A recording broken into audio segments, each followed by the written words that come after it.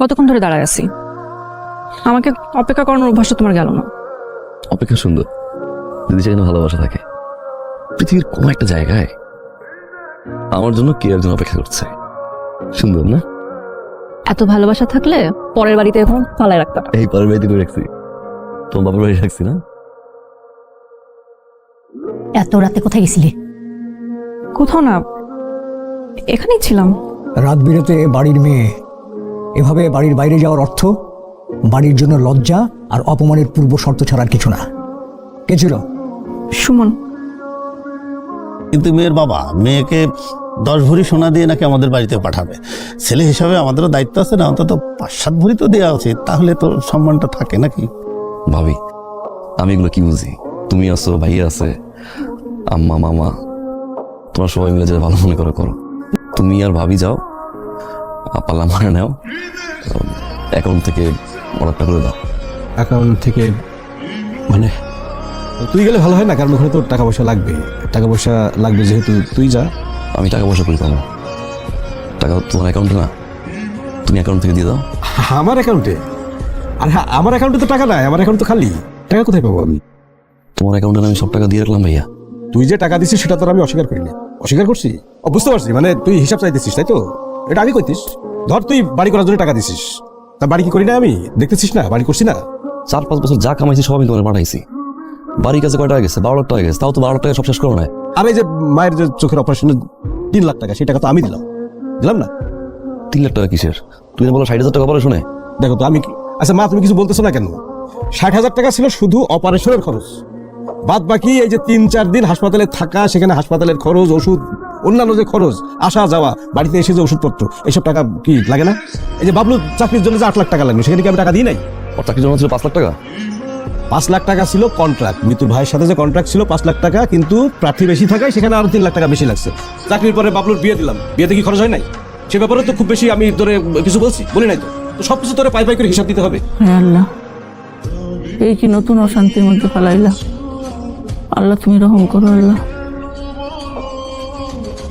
আমার জন্য না একটা টকটকার লাল রঙের শাড়ি কিনবা।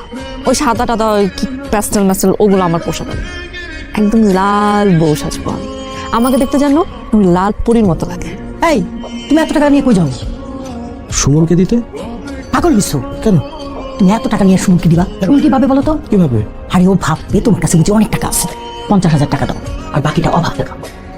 তো বিপদে যে পড়ছি, মানুষ পড়ে সাগরে, আমি পড়ছি মহাসাগরে।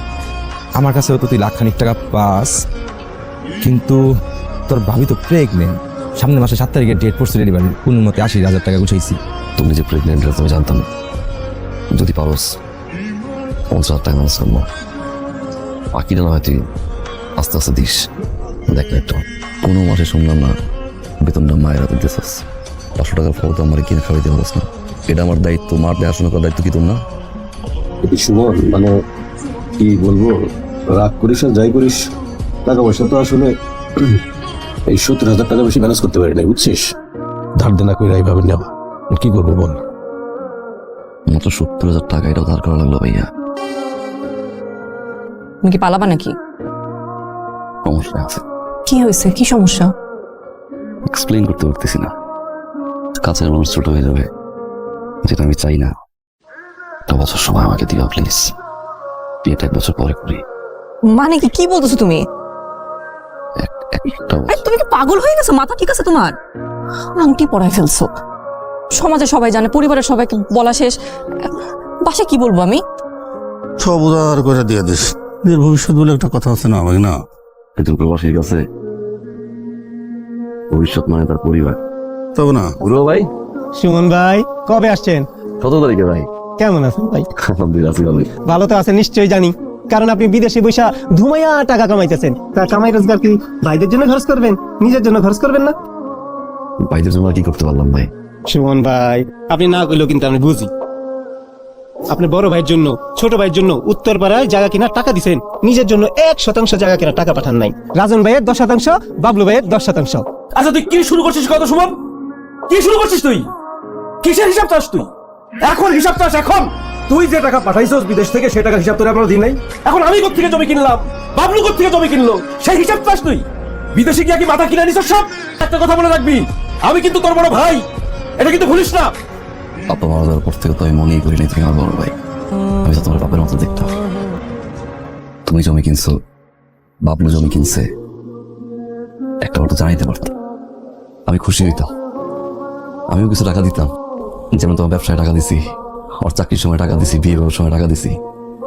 জানাইলে আমি তো নিজের বুঝাইতে পারতাম আমার দুই ভাই জমি কিনছে। জানাও নাই কেন? জানাইতে পারতা, এইটাই তোমার অপরাধ। হ্যাঁ, মা কি বলবে? মা কি বলবে? দেখ মা আবার তারা সবকিছু শিখাই দিছে কিনা। হ্যাঁ, আমি শিখাই দিছি, সব আমি শিখাই দিছি।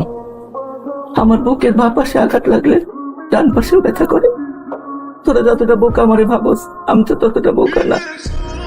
আই বড় ভাইয়ের কাছে জবাব চাস? কে দিছে তোর এই অধিকার? কে দিছে তোর অধিকার? তুই হিসাব চাস? কেন হিসাব চাইবি? কেন তুই হিসাব চাইবি? আসলে আমার কোনো অধিকার নাই মা, আমার আবার কিসের অধিকার? গালার মতো খাটি মা, 5 বছরে যা কামাইছি সব পাঠাইছি, 18 ঘন্টা করে কাজ করি। যতবার জিগাইতা কি খাইছি, কইতাম গরুর মাংস, উটের মাংস, মুরগির মাংস। কিসের গরু কিসের উট মা? কোনো মতে ডিম বাজি করে ভাত খাইতাম, একদিন আগের বাসি খাবার খাইতাম। বাইরে 1 টাকা খরচ করতে পারতাম না। 1 টাকা খরচ করতে গেলে মনে হইতো আমার মা কেমন আছে, আমার বড় ভাই, আমার ছোট ভাই, আমার পরিবারটা কেমন আছে।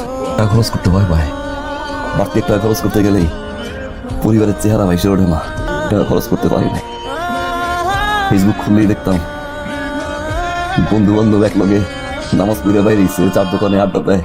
বুকটা ফাটতো মা, বারবার মনে হতো একটু দেশে যাই না, একটু মারধরে থাকি না, একটু বন্ধু লাগে, একটু নামাজটা পড়ি। আসলে তো আমার কোনো অধিকার নাই। আমার টাকার হিসাব আমি চাবো কেন? টাকার মেশিন যারা সারা জীবন মানুষের জন্য টাকা চালাই যায়, নিজের জন্য কিছু পায় না। ভাই তার বাচ্চার ভবিষ্যতের কথা চিন্তা করছে, আমার ভবিষ্যতের কথা চিন্তা করছে, আমার ভবিষ্যৎকে ভাবছে না। 1 বছর আমাকে সময় দেয়, এরপর আমি আর সময় নিব না। আমার উপর বিশ্বাসটা রাখে। তোমার প্রতি আমার বিশ্বাস আস্থা কোনো কালেই ছিল না। আমার মেয়ে তোমার জন্য আর অপেক্ষা করবে না। বাবা অপেক্ষা করতে পারবে না, তুমি বিয়ে করতে পারবে না। আর আমি, তুমি আমাকে ভালোবাসো না, এটা আমি মানি না। তুমি আমার ভাগ্যে নেই মা। টিকিট কাটছি। এত তাড়াতাড়ি চলে যাবি? 2 মাসের জন্য আইসো। আমি কারে অভিশাপ দেব? ওরাও তো আমার সন্তান।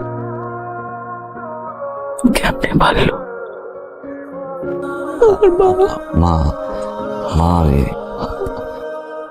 পৃথিবীতে যার মা বাইচা থাকে তার জান্নাত থাকে। যখন আসছিলি তখন তো বড় গাড়ি, কত লোকজন, এখন যাচ্ছিস একা আর এই ভ্যানে। কইলাম একটা গাড়ি আমি তোর দিই, টাকার ব্যবস্থা আমি করছি। জীবনের বাকিটা সময় একাই তো কাটাইতে হবে মা। অভ্যাসটা নয়, এখন থেকেই শুরু করি। আমার মা যেন কোনো কষ্ট না পায়। যত টাকা লাগে এক পাঠাম, মারে দেখে রাখো। আমার কিন্তু তুমি ছাড়া কেউ নাই মা, আমার ভালো রাখো মা গো। বিদেশের মাটি, প্রবাস জীবন, তোমার কবরে যদি মাটি দিতে না পারি, তুই মাফ করো মা।